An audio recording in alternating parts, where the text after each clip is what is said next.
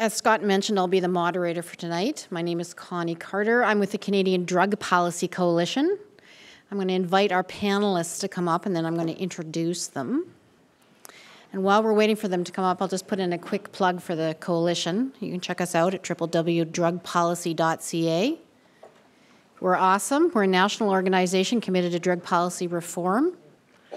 In fact, I've just written a blog about the legalization of cannabis, which I think you'll find interesting if you want to check us out.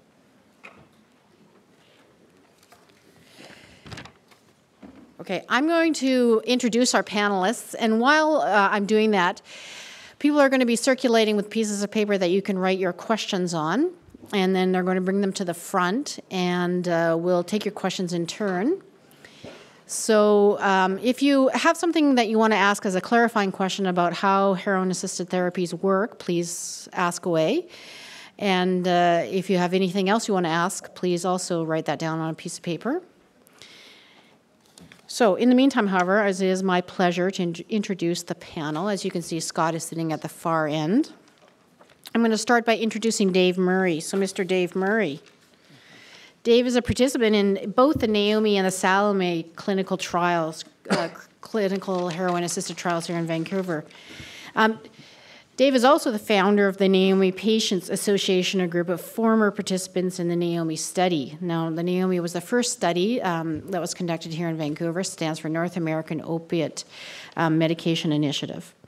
A group of former participants in the NAOMI study that has now been renamed as the Salome NAOMI Study, Association of Patients, also known as SNAP, and includes participants from both NAOMI and Salome trials. Dave is a longtime volunteer with Vandu and is a board member of several organizations, including the Downtown Eastside Neighborhood Council, BC Yukon Association of Drug War Survivors, and Pivot Legal Society. Thanks for being here tonight, Dave.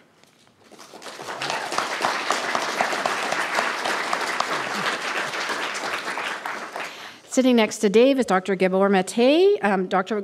Gabor Mate has worked in Vancouver's downtown east side with patients challenged by hardcore drug addiction, mental illness, and HIV. With over 20 years of family practice and palliative care experience and extensive knowledge of the latest findings of leading-edge research, Dr. Mate often speaks and teaches on issues of compassionate health care throughout North America. He has written several best-selling books on addiction, including In the Realm of Hungry Ghosts and Close Encounters with Addiction. Thank you for being with us tonight.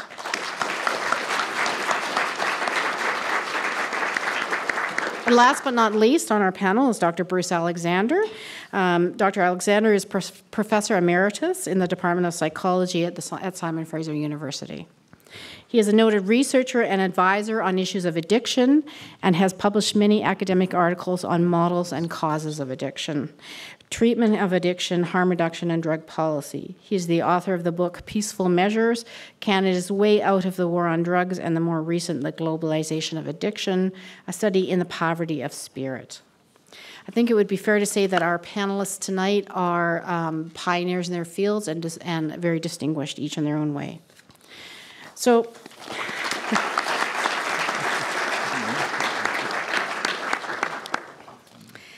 okay, so I want to kick things off by asking the panel a couple of questions while we're waiting on your questions.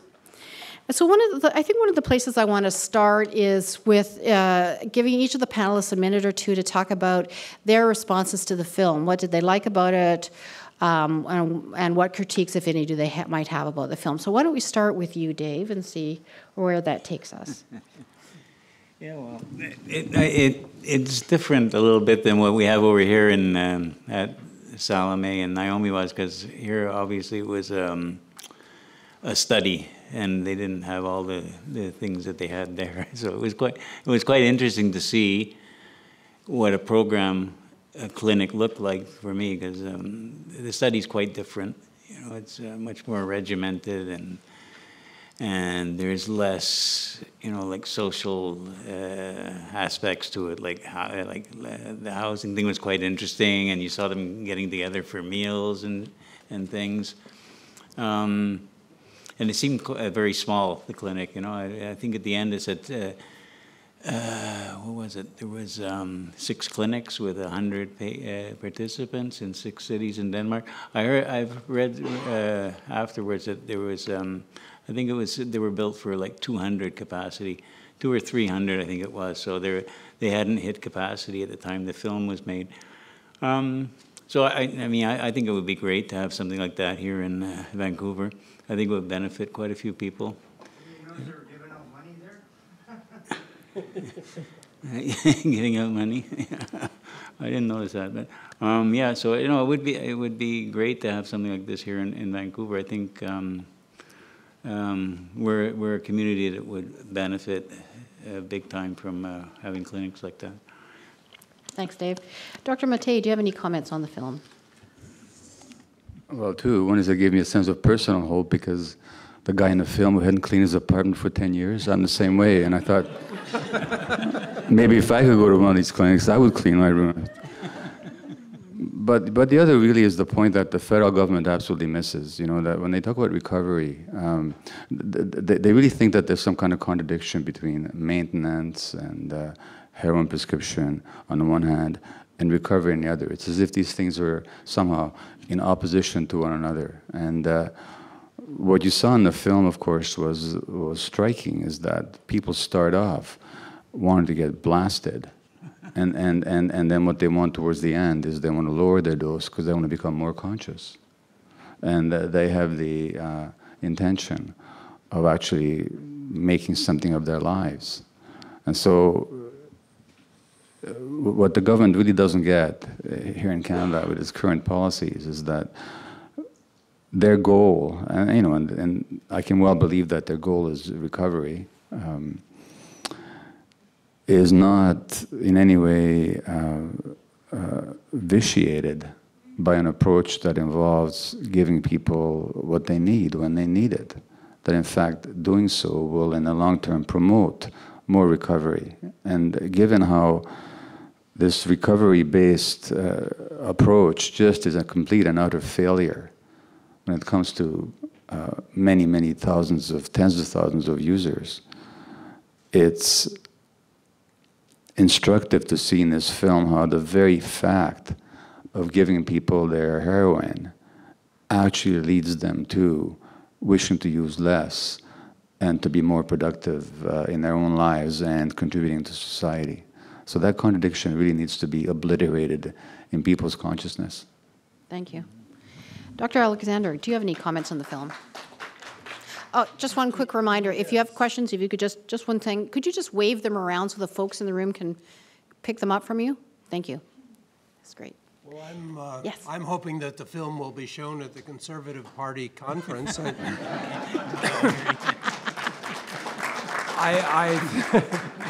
I think it's a great film, in my opinion, because I think that when they show it at the Conservative Party conference, they will realize that the people who are getting this kind of treatment are real human beings, and they have all kinds of anxieties like the rest of us, and they'll also realize that it doesn't work for everyone, but it works for a lot of people, and they can be told that this film just confirms really a century of knowledge. We talk about the fact that we have studied giving heroin to addicts in the last 10 or 15 years in Europe, but really we've been doing it for a century. There's all kinds of really good historical information on it, and it all points to the same conclusion, which is that there are some people who will not get along very well unless they're offered this kind of treatment, and that it can work out very well, and often does work out very well. So I'm kind of grateful for this film. Thank you. Scott, do you have anything you'd like to add? I think everybody said it all. Yeah, I wish Rhoda Ambrose was sitting in the room and watching it, and I'm not sure if she would change her mind on anything, but it's interesting to contemplate. I think the movie is, I liked it, and one of the reasons we wanted to bring it was just it's a really true-to-life and compassionate portrayal of people that are going through some really difficult times, but you get to see that people are sons and daughters and husbands and wives and mothers and fathers. And I think that's something that needs to be done. You know, we need to really remove this stigma around what is essentially a physical condition that people go through. Thank you. If I can just add one comment, which is Yes. which is this, that there's a phrase that I quote from the Egyptian novelist Naguib Mahfouz, who writes that nothing records the effects of a sad life as graphically as the human body. And when you look at these people in the film, the users, I mean, their sad lives are etched on their faces. And the one thing that the film doesn't talk about, maybe it wasn't in its perspective to do so, and that's fair enough. But it's not accidental who ends up addicted. That's just important to acknowledge. That addiction isn't some genetic disease, and it's not a choice anybody makes. It's actually an outcome of trauma, and almost in every case, significant childhood trauma, abuse, sexual and otherwise. And you had a hint of that in the film, although the hint wasn't picked up on. When that guy in the film says that, who goes for therapy, and he talks about how he's ashamed of needing help. Well, there he's telling the story of his childhood, because nobody's born ashamed of needing help. Infants naturally cry for help. It's when help is denied and you're made to feel bad for the very need that you have. That's when you develop that shame, and that shame actually is a survival technique, because it keeps you from asking help from people that aren't going to give it to you, or might even hurt you if you do require help, or if you make a choice that was vulnerable. And so I just wish that the politicians and actually the physicians who deal with addiction were more aware of just who they're dealing with when they're dealing with these people. Who they're dealing with is not just people who suffered because of addiction, but people who suffered in the first place, and that's why they become addicted in the second place. Any other comments on that from the panel? If not, we'll go on to a couple of questions that I just received. One of them really is a clarifying question about how this works. Somebody in the audience has asked what are the requirements to get into this type of program. And I was wondering if maybe, Dave, you'd like to respond to that. The requirements to get What are the requirements to get into HAT? Here in Canada, the requirements are it's to get into the study where you have to have failed at a whole bunch of treatment options like methadone or Suboxone and treatment centers. You have to have quite a history of failure at these other treatment modalities. And I think that it's similar in Europe, the requirements. Usually the programs in Europe are medicalized kind of models. So it kind of like coming to a treatment, for the treatment a couple of times a day at a certain location. Eventually people start to, get a hang of their life and get to, to see their life as it is and want to move forward. And they get fed up. I say to people all the time, if there was a program set up in Vancouver here and it was at the corner of Abbott and Hastings, would you want to come to the corner of Abbott and Hastings 2 or 3 times a day for the rest of your life? I think not. I think a lot of people would start to move toward abstinence, just and they would move forward in their lives, and I think it would be positive here in Vancouver, that's for sure. Mm-hmm. Thank you. Another person has asked a question about methadone and what are the negative or unintended side effects of methadone, because this seems to be the criteria for most of these programs is that you have been on methadone and it hasn't worked for you in the past. And so I'm wondering if anyone on the panel wants to respond to that question specifically about methadone.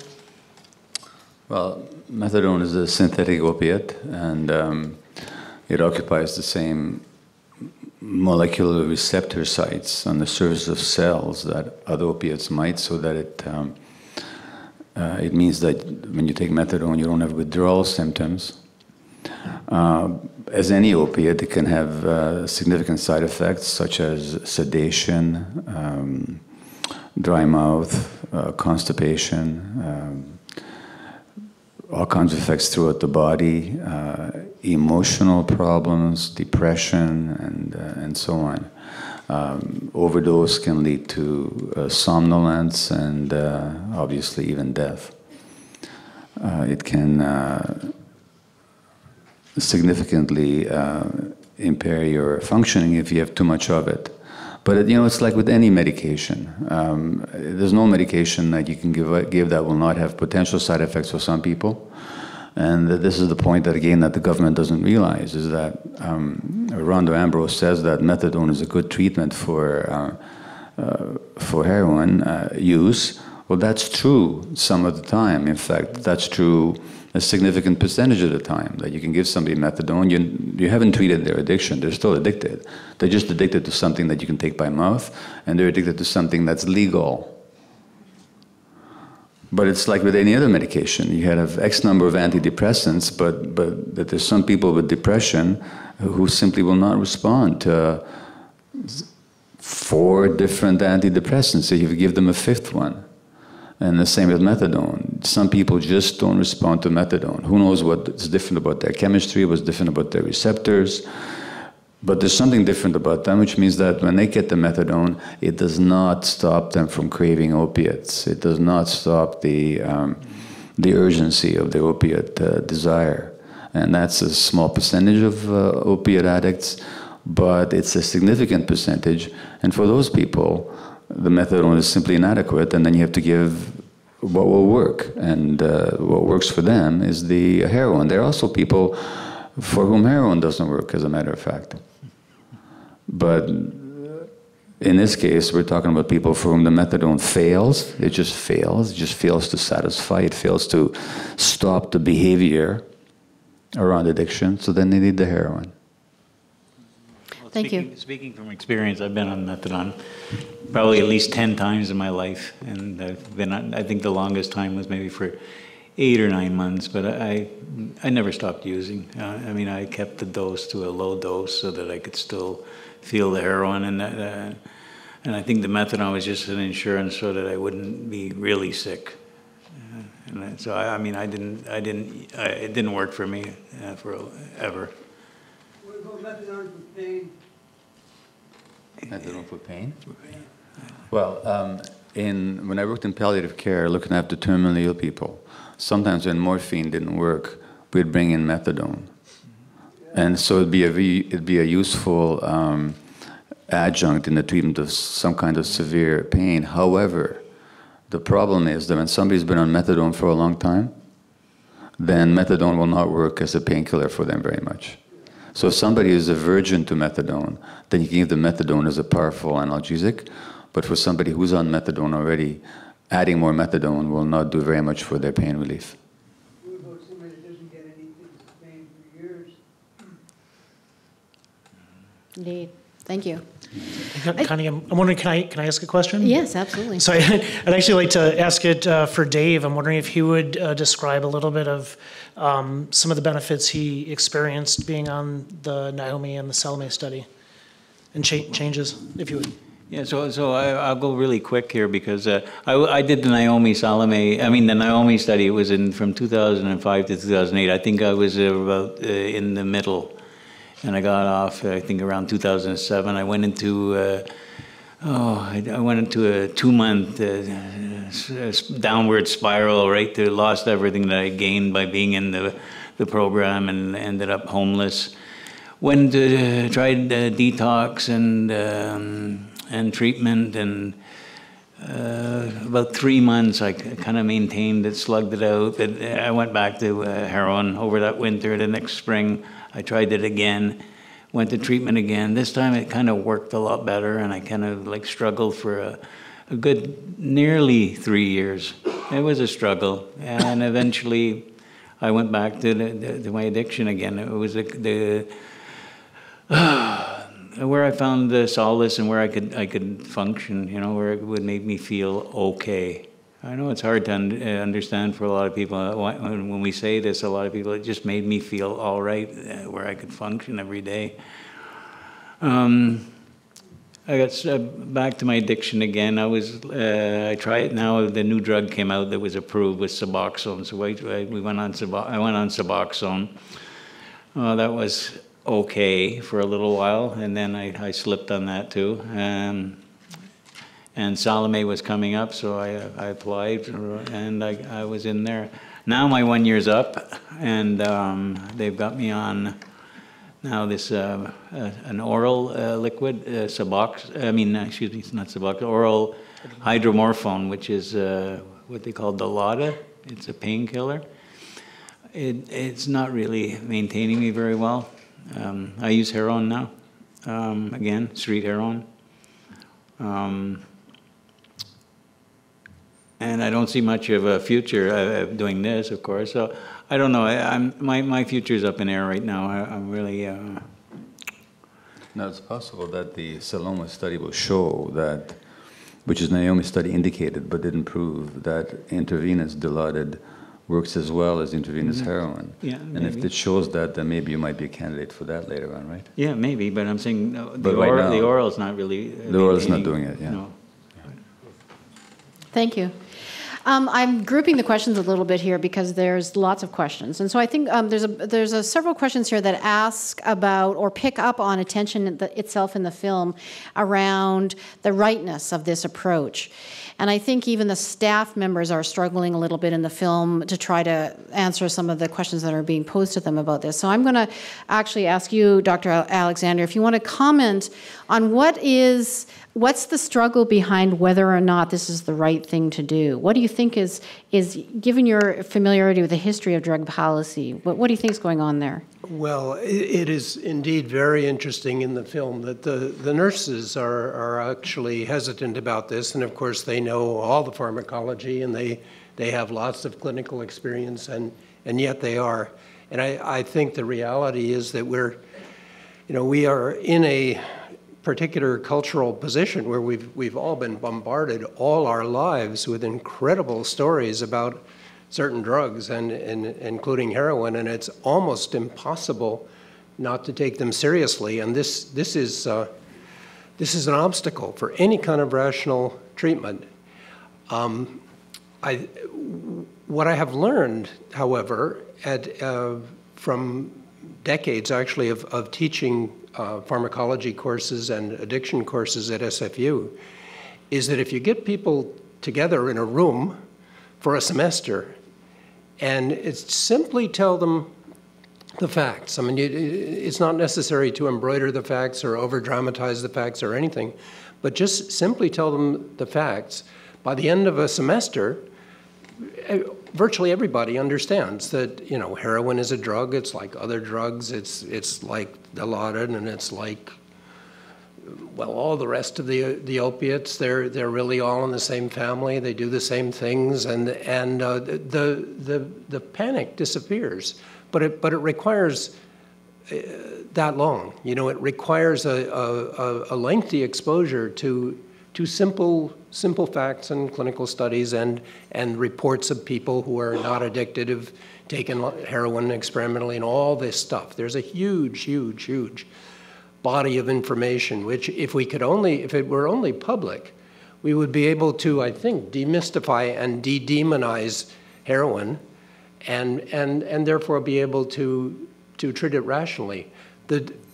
What is the encouraging part of this is that people will learn this in a few weeks. The discouraging part of it is that the demonization goes back literally a century, and that the same arguments. I'm reading Rona Ambrose's little speech about Vancouver and prescribing heroin is kind of dismal because that same kind of speech was being given in the 1920s, literally.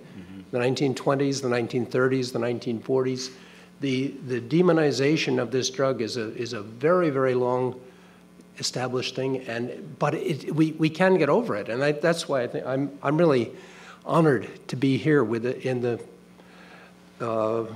rubric of the Pivot Legal Society and all the wonderful people in the downtown East Side and Gabor in particular, who have over the decades have moved us quite far from the levels of extreme panic and just absolutely crazy demonization that we had in the 70s and 80s towards a slightly more rational approach, but we've still got a long way to go. And so I'm hoping you guys are all going to keep doing what you're doing because you're doing a great job, but it won't be fast.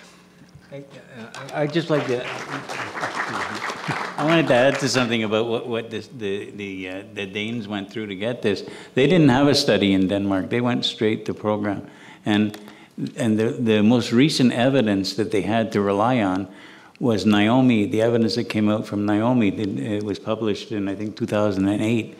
And I mean, here the Canadian government spent $10 million on NAOMI, and all the results of it, then sat on their hands and did nothing with it. Yet the Danish people benefited from it. Mm-hmm. So it's kind of yeah.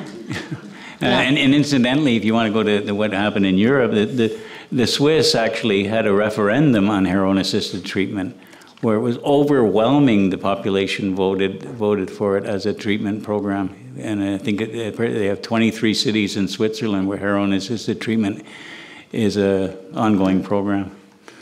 Over 1,500 clients. Yeah, it's interesting that you should raise this question about, I mean, Dr. Alexander, you referred to it. Dave, you've referred to the question too, that there's been over 8 randomized controlled trials on the success of heroin-assisted treatments.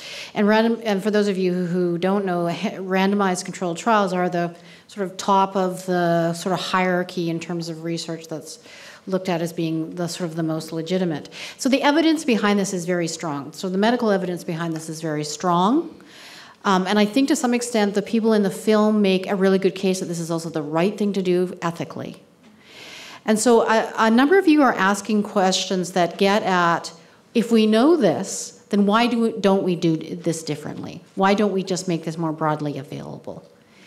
And so I'm wondering what your thoughts are on that question, because I think that gets at something that we've been sort of skirting around a little bit, which is what's at stake here in terms of offering these kinds of treatments, and where is this resistance coming from? Well, as a physician, one always hears the phrase evidence-based practice. That what you do medically ought to be based on the facts and research and so on. Now, I only wish that that's how medicine was practiced. There's so many areas in which it isn't actually. But at least the principle is paid more than lip service to. Now, one might also wish the same in politics, that there should be evidence-based politics. Can you imagine what social policy would look like towards the environment, towards minorities, towards troubled families, and certainly in the realm of drug policy, if there was actually evidence-based? I mean, the evidence supports none of what's currently policy, and it supports a completely different approach. So when the facts on the one hand and the policy on the other are in such contradiction, you really have to ask what's going on. Mm-hmm. And what's going on here is not an intellectual argument. I mean, it's true that you will find a couple of doctors here and there who will argue against prescription heroin, argue against harm reduction, and so on. I mean, you get ideological biases in every profession. But on the whole, on the part of the practicing physicians, you just don't get any disagreement, not significantly, and not in any large numbers. What we have here is the government, and all governments are that way, but this one is particularly that way. This government is particularly ideologically based. They have an ideology that I could speculate on where it stems from. I rather suspect that when I look at the Prime Minister, I know where it comes from. That man is emotionally dead. You can see it in his eyes. He is a traumatized person who's completely shut down against his own trauma, and he hates vulnerability because he was so hurt when he was so vulnerable. He attacks vulnerability wherever he sees it. So you can say that that has an emotional base to it. More broadly, that emotional-based denial of reality shows up as an ideology of moralism and control and judgment and righteousness. And they actually think that somehow they're Christians. I mean, they have no idea what Christ has anything to say about anything, if they actually think that way. But they base it on They base it on this very narrowly conceived ideological basis, and precisely because ideology is based on emotional defenses and not on facts, therefore the facts do not penetrate. So there's simply no arguing, there's no presenting facts, there's no presenting evidence, there's no research-based practice, there's nothing that in any way resembles rational discourse. And so I'm afraid that one can say that, but the solution is not how to convince these people. You cannot convince these people. Not because they're not decent human beings or they mean to be, but simply because they're so shut down and so defended against reality that reality doesn't penetrate into the realm of their thinking. Unfortunately, they happen to run this country. And that's what we've got. And which also means that, I was going to ask Scott this, I mean, you know, it's just so frustrating that every time there is some decent thing that you can do to help the most vulnerable and the most hurt, what Dostoevsky would have called the insulted and the injured, every time there's something you can find, you can do for them, the government says, no, you can't do this. And then you have to go to court just so that you can do the decent thing that science supports. What a crazy world, that for the sake of sanity and science, you have to go to court every time. So my question is, are we going to court on this one? It's a good question. Scott? Yes. Stay tuned shortly. I think we're looking at legal options, and I think you know, definitely we can't sit by and let these harmful regulations stand without challenging them. And I think, yeah, I think definitely. And I think it's fair to say, based on how this has taken place at the level of both federal politicians and federal Health Canada officials, that they've left themselves wide open to if I may, challenges. I'd like to pick up on the resistance question. Yes, too. please do. Because I agree with Gabor. I don't think anyone's going to convince Stephen Harper of anything, but I think that it's very important that the information and the case studies and the films like this get out, because the change is going to come from the bottom up. This, unfortunately, is, I guess, the history of our times. The good changes are coming from the bottom up.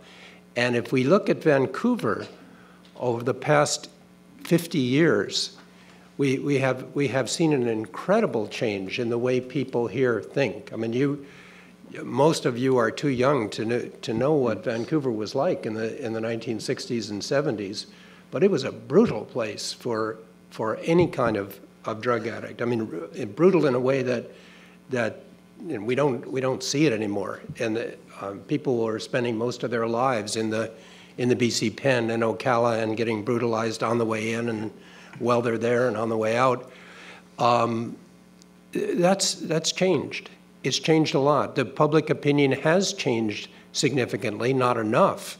And we still have the kind of the demon drug fear that lingers and makes it difficult to be rational. But the change in public opinion is so marked that I think that's where the hope lies. It's not a matter of convincing Stephen Harper. It's just a matter of not voting for him. And I think I think that will happen. Thank you. I think a number of you also are asking a set of questions that speak to what would a program, so if we didn't have the kinds of barriers that we have right now, if we move beyond the clinical trial phase, what would a program in, say, Vancouver or Toronto or Montreal look like? And so I'm wondering if I could invite, perhaps starting with Dave, members of the panel to muse on what kind of, for starters, what kind of legal and regulatory framework would enable this sort of program to take place without the substantive barriers that we currently have? Like, what kinds of changes might we need to make this happen? Other than, getting rid of Harper. Sure. So actually, it's quite simple. There's, at federal approval, they schedule drugs in different categories, and the first hurdle now is that heroin is not approved for any use outside of a clinical study in Canada. And so the first thing is the government simply lists it as part of the pharmacopoeia that doctors can use to prescribe, and then doctors prescribe it. And so on one spectrum, you could have a program where a doctor prescribes heroin to an individual patient. What we've been looking at now are models with this film and through the clinical studies are models of supervised prescription where people go to an actual physical space and receive syringes filled with a predetermined amount of heroin are given that. And so what the government has done now with the regulations is they've taken off the table some of the mechanisms that we might need to import heroin into the country and get it into the hands of clinical pharmacies and clinical doctors. And they've also cut off access, particularly for the people exiting the Salome study, to have this access through the special access program where they can be continued in care. Anybody else want to answer that one? Because I have another question. Some other people are also asking about, and I think this is I think it's interesting that you've detected this from the film. There's more going on in the clinic space in the film than just the prescription of heroin. Mm-hmm. So if we were to imagine a similar situation here in Canada, what might be the ideal setting in terms of services? I mean, we already have that just a few blocks away, really. I mean, if you go to Insight, which is designed, of course, as a place where, no thanks to the federal government, but thanks to thanks to Scott and the Pivot Legal and other people, where people bring in their drugs to be injected. It's not just about injecting drugs. People get coffee. People are talked with. People are engaged with. People are treated like human beings, and especially given that people have not been treated like human beings all their lives since their childhoods. When you are, that actually gives you a different sense of yourself. That gives you a different sense of how you can be in the world. It gives you a sense of a different possibility for yourself. So the model, I don't think, the model is very nice, what we saw in Denmark, but I don't think that we have much to learn from it, except in the sense that it validates what is happening a few blocks over here in Insight. And that's simply what one of these clinics would look like, is a place where people come and are allowed to be human beings, and where they can begin to experience some of their own human potential. Yeah. There's another treatment model which is, I think, very Canadian. And it's one which I learned about in the 1970s because I was working with a group of people who were fighting against the BC government at that point, which was trying to essentially put the Methadone program out of existence, or to put so many restrictions on it that it wouldn't work. And so a group of us were fighting back against that. And in the process of doing that, I got to meet quite a number of Vancouver doctors who wanted to talk to me and to my colleagues about their prescribing.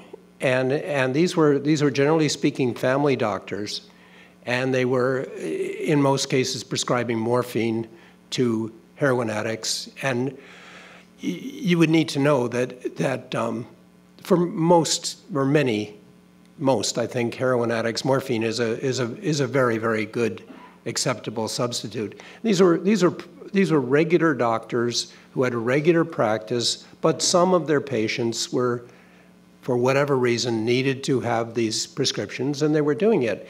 And it wasn't legal, but it wasn't really illegal because the police and the medical association were willing to just look the other way and not make much of a fuss about it, because everybody could see that this was just being done for the right reason, and it was, generally speaking, working out very well.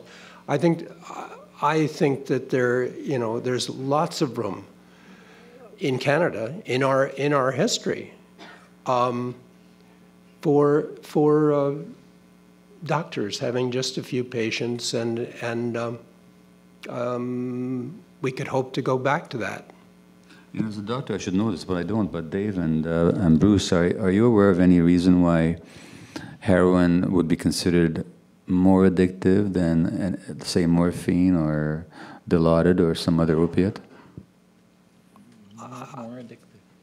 Sorry? You're saying more addictive? I'm asking if there's any reason why it should be considered that way. Like, why are we even thinking about it? I wouldn't think so. No. No, Yeah. no, I mean, I think you know the pharmacology as well as we all do. No, there's no reason that heroin is specifically addictive. It's a symbol. It's a symbol. I mean, it's just It's a another, symbolic drug from a crusade. plant. I mean, that's the way Heroin stands for the devil. Yeah. And that's why it's particular. That's why some people just will never ever accept it, because it has acquired this symbolic value, and that's what we have to get beyond. Right. Dave, I've heard you say a few times that we should stop using the word heroin and use the word diacetylmorphine. That's a tough one, but I mean that would work, because it's just another drug from a plant, Right. And it's probably just an accident in history that we're sitting here today. I mean, and alcohol is not the devil, and heroin is. You know, I call it an accident in history. Somewhere along the line, I don't know, in the 1800s, when they were talking about ointments and potions and things, we just the women movement had gone after something else. We might not be here today. Yeah. I blame it on women. We'll just leave that one alone. A number of you are asking a set of questions that get at, I think, what might be some, shall we say, unexamined power relationships that are evident in the film. So I'm going to put this one to you, Dave. So if we were talking about an ideal setting in which we would offer these kinds of treatments, what would we want of staff who work in those kinds of settings? What do we need to do better? Okay, I'm in a tough spot now because there's some staff in the audience here.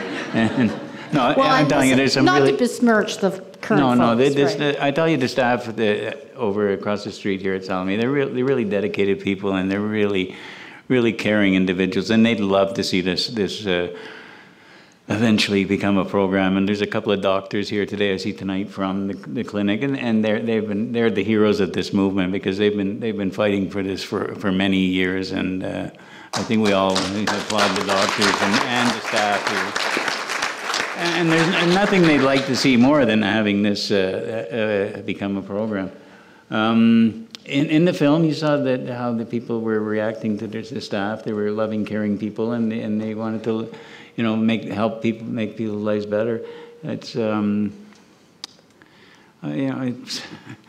mean, we all saw the film there. The guy the guy who didn't clean his house, and there was the other one who never had a house.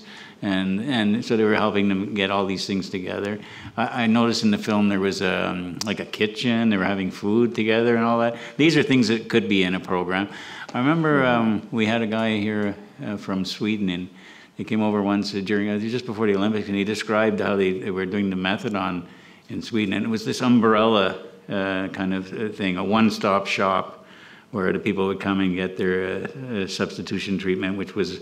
They were talking about methadone at the time, but there was housing. There was some people there to help with mental health problems. There was, it was a whole bunch of things that were offered. All the social services were offered under one roof, and it seemed to work quite well. I thought that might be and I think that would be what a program would morph into here, and I think that's what it's happening in Denmark too. And you've got to remember, Denmark, that's the beginning of it. I mean, we could look at that in a few years from now, and it might be even more comprehensive.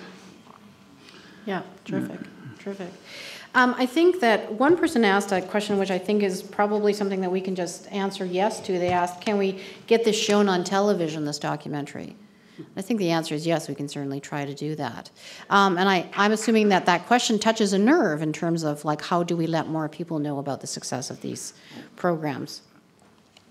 Another set of questions that people are wondering about is about the question of, and Dave, you just touched on this very briefly, and I wanted to come back to it. Thank you.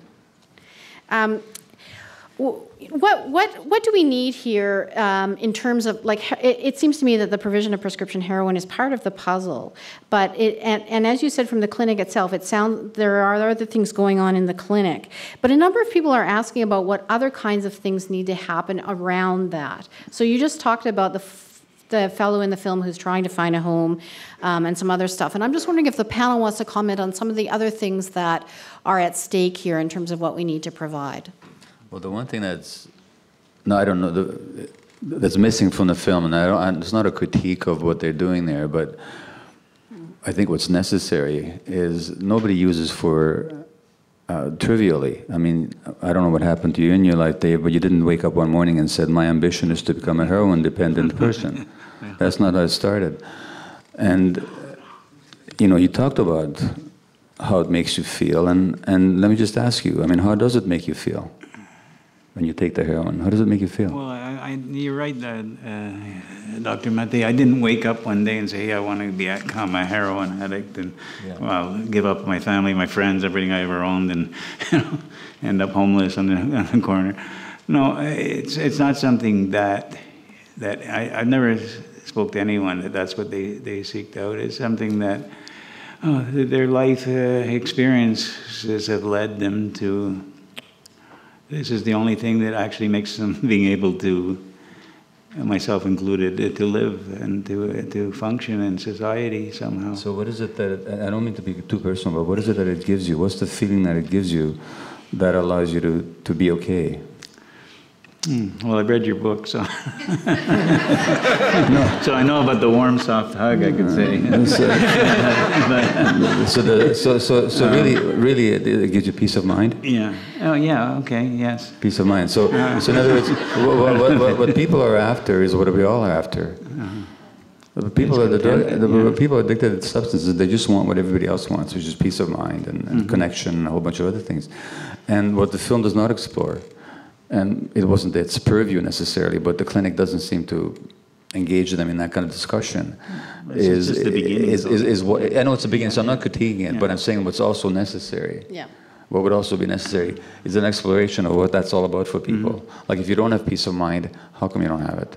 If you don't have a sense of connection, what happened? And what else can we help you bring into your life that would give you that peace of mind, that would give you that sense of connection so that you're not relying completely on the drug to do it for you. So that conversation was missing from the film. And in any center that's established around substance use, I'd like to see that in there, of helping people identify what they get from the use, what led them there, and how they can gain those qualities in their lives without the drugs or in addition to the drugs, so that they're not relying only on the drugs. And I think that's what would help people gradually let go of it. So that exploration, I think, is... And unfortunately, and this is just the sad fact, is that physicians are not trained to think that way. So that it's entirely possible for somebody to see addiction physicians for decades and never be asked what happened to them in their lives. It's astonishing, but that's just how it is. And even nurses and so on. I mean, the nurses that gravitate to working in the downtown east side are a very particular group. And so are the physicians very often. But by and large, in the healthcare professions, there's not that awareness of how people's life experiences lead them to certain behaviors, so that there's very little in the training of healthcare professionals that helps people explore and maybe get past, let go of those emotional patterns and all that. So that needs... What I'm saying is people need a lot of compassionate support, counseling, and a lot of listening to. They need to be listened to a lot. And whether they do that at the center or not, but it just wasn't evident that that's one of their goals. Yeah, I would want to pick up on that and go a step farther, even to say that it's really important here that we bear in mind the limits of professional service. I mean, we can have the kind of professional service that Gabor is describing there, and that'll be great. But what we really need, of course, is for people who are in such a center to be able to go out into the street, into a welcoming community, into a society that they can trust, into a world which is stable and makes sense. And there's a limit, even to harm reduction, and even to heroin-assisted treatment. There's a limit to what can be done, because the kind of addiction that we talk about here, this heroin addiction, is of course simply the tip of a much larger iceberg of addiction, which is all of our problems, and it's a problem which is a societal problem rather than an individual problem. And I just think it's important to say this, that whereas we're all here because we have great hopes for harm reduction and for heroin-assisted treatment in this case, and me too, but it's never going to be enough. We have to look at the larger problem, and we're only going to do that when we get past kind of the Rona Ambrose approach to thinking about drugs, and just thinking about them in a more level-headed way. And just why is it that we are an addicted society? That problem is next on the agenda, I think, once we take care of the little problem of the war on drugs. Thank you. I'm aware that we're running out of time, but that's a perfect segue into our last question, which is